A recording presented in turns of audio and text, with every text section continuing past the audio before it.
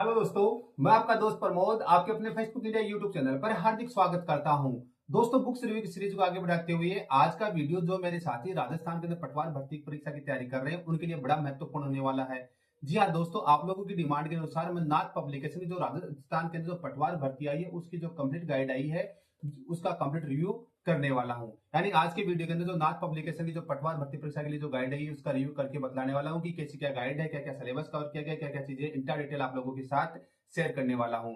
दोस्तों, अगर आप हमारे चैनल के ऊपर नए हैं तो प्लीज चैनल को सब्सक्राइब कर दीजिएगा। यहाँ पर रोज नई नई पुस्तकों के रोज नई नई वीडियोस आपके अपलोड किए जाते हैं जिससे आपको घर बैठे आप लोगों को नई नई पुस्तकों की जानकारी आपको मिल जाती है। दोस्तों, रिव्यू के पश्चात अगर ये पुस्तक पसंद आ जाती है तो स्क्रीन के ऊपर जो व्हाट्सएप नंबर दिए उनके माध्यम से घर बैठे ऑनलाइन ऑर्डर प्लेस कर दीजिए और घर बैठे ये पुस्तक भी प्राप्त कर सकते हैं। तो दोस्तों, नाथ पब्लिकेशन की जो पटवार की जो बुक है उसका रिव्यू हम लोग स्टार्ट करते हैं।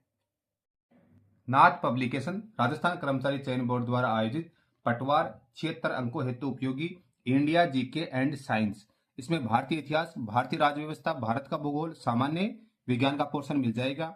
इसके लेखक हैं पवन भवरिया सर असिस्टेंट प्रोफेसर, परमेश्वर लाल असिस्टेंट प्रोफेसर, जेपी सैनी प्राध्यापक, विकास लायच अध्यापक, राजेंद्र खदाव अध्यापक। तो दोस्तों, फ्रंट पेज ऐसा कुछ रहता है, ये आपकी विड्थ है और ये आपकी बैक साइड है। दोस्तों, फिक्स रेट वाली पुस्तक है, 350 रुपए मात्र इसकी एमआरपी है। घर बैठे अगर डिस्काउंटेड प्राइस में पुस्तक ऑनलाइन ऑर्डर प्लेस करना चाहते हैं तो स्क्रीन के ऊपर जो व्हाट्सएप नंबर दिए हुए हैं उनके माध्यम से घर बैठे ऑनलाइन ऑर्डर प्लेस कर दीजिए और घर बैठे ये पुस्तक भी प्राप्त कर सकते हैं। तो दोस्तों, अब अंदर की बात करते हैं कि अंदर क्या मामला है। तो दोस्तों, अंदर की बात करते हैं तो ये इसकी अनुक्रमणिका आ जाती है। किसी पुस्तक के लिए उसका अनुक्रमणिका होती है, वो रीढ़ की हड्डी होती है। तो इसकी रीढ़ की हड्डी की बात कर लेते हैं। सबसे पहले एडिशन देख लेते हैं दोस्तों। जनवरी 2025 का 41 जनवरी 2025 का एडिशन है।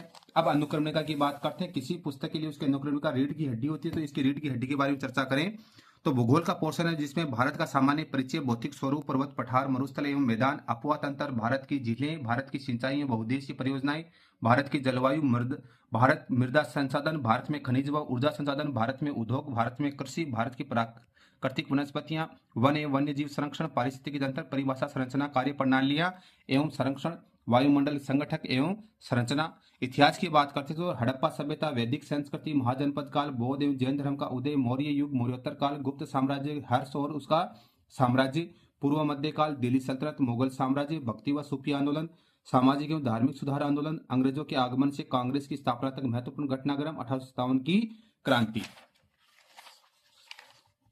भारत के प्रमुख गवर्नर जनरल, भारतीय राष्ट्रीय आंदोलन, क्रांतिकारी गतिविधियां, स्वतंत्रता, राष्ट्र निर्माण, राष्ट्रीय एकीकरण एवं राज्यों का पुनर्गठन, नेहरू युग में सांस्थानिक निर्माण, विज्ञान एवं तकनीकी विकास। राजनीतिक विज्ञान की बात करते हैं तो संवैधानिक विकास, संविधान की उद्देशिका, संविधान के स्रोत, संघ एवं उसका राज्य क्षेत्र, भाषाई आधार पर राज्यों का पुनर्गठन, मूल अधिकार, नीति निर्देशक तत्व, मूल कर्तव्य, कार्यपालिका, व्यवस्थापिका, संसद, राज्यपाल, राज्य मंत्रिपरिषद, राज्य महाधिवक्ता, विधानमंडल, उच्चतम न्यायालय, उच्च न्यायालय, पंचायती राज व नगर निकाय, प्रमुख आयोग, संविधान संशोधन, संविधान एक दृष्टि में। विज्ञान की बात करते तत्व, यौगिक एवं मिश्रण, भौतिक एवं रासायनिक परिवर्तन, धातु अधातु एवं उनके यौगिक, अम्ल, क्षारक एवं लवण, बहुलक, प्रकाश, विद्युत धारा, मानव शरीर के तंत्र, रक्त समूह और मानव स्वास्थ्य, जंतुओं एवं पादपों का आर्थिक महत्व। पेज संख्या 370। तो दोस्तों, सबसे पहले आप लोगों को मैं पेज संख्या दिखा देता हूं कि पेज संख्या 370 पेज संख्या इसके अंदर दी हुई है और आपके लिए यहाँ पर नोट्स के लिए पेज अलग से मेंशन कर दिया है। अब दोस्तों, सबसे पहले बात करते हैं पेज क्वालिटी की। दोस्तों, पेज क्वालिटी प्रीमियम टाइप की पेज क्वालिटी है, बहुत शानदार पेज क्वालिटी है। डबल साइड के अंदर टेक्स्ट लिखे हुए हैं, फॉन्ट साइज एंड फिनिशिंग आप लोग आराम से पढ़ सकते हैं, कहीं कोई इश्यू वाली बात नहीं है। शानदार पेज क्वालिटी रखी गई, शानदार फॉन्ट साइज है और फिनिशिंग अच्छी है। पुस्तक आपको वन लाइनर फॉर्म के अंदर इस प्रकार से मिलने वाली है। और दोस्तों, जो वन लाइनर फॉर्म के अंदर जो पुस्तक होती है वो अपने आप के अंदर एक क्वेश्चन बैंक होती है। ये भारत के राज्य हाईलाइटेड कर दी है, मैपीकरण का भी प्रॉपर ध्यान दिया गया, प्रॉपर हेडिंग्स वेडिंग्स का सब में ध्यान किया गया है। यानी इस प्रकार से ये चीजें रहती है। और चैप्टर एंड होने के बाद में महत्वपूर्ण जो पर्सन नहीं दिए उनके अन्य महत्वपूर्ण तथ्य आपको अलग से दे दी गए हैं। यानी इस प्रकार से ये पुस्तक रहती है। अब दोस्तों, किसी भी पुस्तक के लिए उसकी जो भाषा शैली सबसे महत्वपूर्ण होती है। तो दोस्तों, इसकी भाषा शैली की अगर हम लोग बात करते हैं, अब दोस्तों रेंडमली हम किसी एक पोर्शन के ऊपर चलते हैं। हम चलते हैं भारत की जलवायु के ऊपर, पेज संख्या 40 के ऊपर। दोस्तों, भारत की जलवायु पे आ गया हूं, पेज संख्या 40 के ऊपर। तो इसकी भाषा शैली देखते हैं, इस पुस्तक की कैसी क्या भाषा शैली है। किसी भौगोलिक क्षेत्र की दैनिक वायुमंडलीय दशाओं को मौसम कहते हैं। जलवायु किसी क्षेत्र या प्रदेश में लंबे समय के तापमान, वर्षा, वायुमंडलीकरण, दाब, पवनों की दिशा आदि समस्त दशाओं के योग को जलवायु कहते हैं जलवायु के इन तत्वों पर देश के अक्षांशीय विस्तार, उच्चावच तथा जल व स्थल के वितरण का प्रभाव पड़ता है। कर्क रेखा भारत को लगभग 2 बराबर भागों में बांटती है। कर्क रेखा का दक्षिणी भाग उष्णकटिबंध में तथा उत्तरी भाग उपोष्णकटिबंध में स्थित है। भारत की उत्तरी सीमा पर स्थित हिमालय पर्वतमाला साइबेरिया से आने वाली ठंडी पवनों को रोकता है। इस प्रकार समस्त भारत में उष्णकटिबंधीय जलवायु पाई जाती है। भारत में विभिन्न ऋतुएं, ग्रीष्म ऋतु, वर्षा ऋतु, शरद ऋतु, शीत ऋतु। ये ग्रीष्म ऋतु के बारे में, जैसे ग्रीष्म ऋतु मध्य मार्च से जून तक चलती है। यानी इस प्रकार से ये ज्योग्राफी की आपको मैंने भाषा शैली आपको दिखा दी है। उसके बाद जैसे मान लीजिए हम लोग चलते हैं इतिहास के पोर्शन के अंदर, तो इतिहास के पोर्शन के अंदर अगर हम लोग चलते हैं तो दोस्तों बौद्ध एवं जैन धर्म के उदय के ऊपर चलते हैं।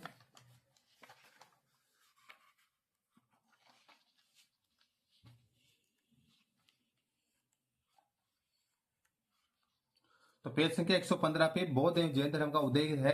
तो ये बौद्ध धर्म, गौतम बुद्ध का जन्म कपिलवस्तु के निकट लुम्बिनी में 533 ईसा पूर्व में हुआ था। उनके पिता का नाम सुधोधन था तथा शाक्य गण के प्रधान थे। माता मायादेवी अथवा महामाया कोलीय वंश की कन्या थी। इनका देहांत सिद्धार्थ के जन्म के 7 दिन बाद ही हो गया था। बुद्ध के बचपन का नाम सिद्धार्थ था। सिद्धार्थ का लालन पालन मौसी प्रजापति गौतमी ने किया था। सिद्धार्थ के जन्म के अवसर पर कालदेवल एवं कौंडिन्य नामक विद्वानों ने भविष्यवाणी की। सिद्धार्थ या तो चक्रवर्ती राजा या सन्यासी होगा। सिद्धार्थ का विवाह 16 वर्ष की आयु में शाक्य कुल की कन्या यशोधरा के साथ हुआ। उत्तर बौद्ध कालीन ग्रंथों में यशोधरा के अन्य नाम गोपा, बिंबा, भदकंछा आदि मिलते हैं। यानी इस प्रकार से भाषा शैली आपकी इसकी इतिहास की दी हुई है। यानी आप लोग आराम से इसको पढ़ सकते हैं। इस प्रकार की भाषा शैली है। अगर हम लोग अब पॉलिटिकल साइंस में चलते हैं, यानी राजनीतिक विज्ञान के पोर्शन में चलते हैं, तो उच्चतम न्यायालय उच्च न्यायालय का पोर्शन दिया हुआ है। उच्चतम न्यायालय भारतीय संविधान के भाग 5 में अनुच्छेद 124 से 147 तक उच्चतम न्यायालय का गठन स्वतंत्र न्याय से शक्तियों का उल्लेख है। भारत के सर्वोच्च न्यायालय का गठन 28 जनवरी 1950 को किया गया। यह भारत सरकार अधिनियम 1935 के संघीय न्यायालय का उत्तराधिकारी है। उच्च न्यायालय का गठन, यानी इस प्रकार से गठन आपको बतला दिया है। कॉलेजियम व्यवस्था का उपयोग जैसे न्यायाधीशों की नियुक्ति हेतु, पद से हटाना वगैरह। यानी इस प्रकार से हेडिंग के अंदर शॉर्ट नोट्स के रूप में आप लोगों को ये पुस्तक आपको देखने को मिल जाती है। यहाँ पे ये पंचायती राज का पोर्शन आ गया है। यानी इस प्रकार से आपको ये पुस्तकें मिलती है। अब अगर हम लोग साइंस के पोर्शन में आते हैं, तो साइंस वाला जो पोर्शन आपका या यहाँ से स्टार्ट होता है। जैसे चैप्टर नंबर 6 है प्रकाश, लाइट। इसकी बात करते हैं तो प्रकाश एक प्रकार की ऊर्जा है। पृथ्वी पर प्रकाश का प्राकृतिक स्रोत सूर्य है। सूर्य से प्रकाश को पृथ्वी पर पहुंचने में 8 मिनट 16 सेकंड का समय लगता है। आधुनिक समय में प्रकाश की प्रकृति से संबंधित डी ब्रोगली का द्वैत सिद्धांत मान्य है। इस सिद्धांत के अनुसार प्रकाश तरंग एवं कण दोनों रूप से में व्यवहार करता है। यानी इस प्रकार की भाषा शैली है। प्रकाश किरणों में किसी पदार्थ से पारगमन के आधार पर वस्तुएं 3 प्रकार की होती है। पारदर्शी वस्तुएं, ऐसे पदार्थ या वस्तुएं जिनसे होकर प्रकाश की किरणें आर पार चली जाती हैं, पारदर्शी वस्तु कहलाती है। उदाहरण कांच या जल या वायु। प्रभासी, ऐसी वस्तुएं जिनसे प्रकाश या कुछ ही भाग आर पार निकल सकता है, जैसे प्लास्टिक शीट, तेल लगा हुआ कागज, मोटा धुंधला कांच। अपारदर्शी वस्तुएं, इस प्रकार की वस्तुएं प्रकाश को अपने में से होकर बाहर नहीं निकलती। उदाहरण है पत्थर है, कार्डबोर्ड है, लकड़ी है, इस तरह से रहती हैं।